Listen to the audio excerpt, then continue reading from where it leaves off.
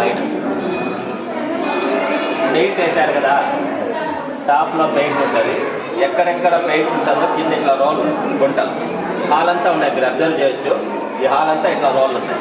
దీంట్లో ఆకులు, కూరగాయలు, ఫ్రూట్స్ అన్ని దంచినప్పుడు జ్యూస్ వస్తుంది చూడండి, రసంలాగా. ఆ రసం తీసుకొని పెయింట్ వేస్తారు. అంటే విజిటబుల్ కలర్స్ ఓన్లీ ఉంటాయి.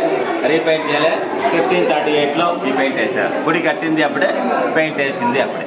ఈ పెయింటింగ్లో చూడండి, ఆ corner Shri Parvatidevi left hand mirror పట్టుకుంది పార్వతీదేవి. ఆమెకు అలంకారం చేయాలని చెలికత్తెలు 7 మంది వచ్చినారు. మన ఇంట్లో ఇప్పుడు పెళ్లి కూతురికి అలంకారం చేయాలంటే బ్యూటీ పార్లర్స్ వస్తారు చూడండి. ఆ రోజుల్లోనే పార్వతికి వెళ్ళి మేకప్ కానీ అప్పుడే చూడండి డిఫరెంట్ హెయిర్ స్టైల్స్ ఉన్నాయి, చీరెంట్ డిజైన్లు ఉన్నాయి. ఈ మాదిరిగా వాళ్ళు అన్ని మేకప్ చేశారు. ఇది అప్పట్లో ఓల్డ్, ఇప్పుడు న్యూ అయిపోయింది. ఇంకా డిజైన్ చూడొచ్చు మీరు.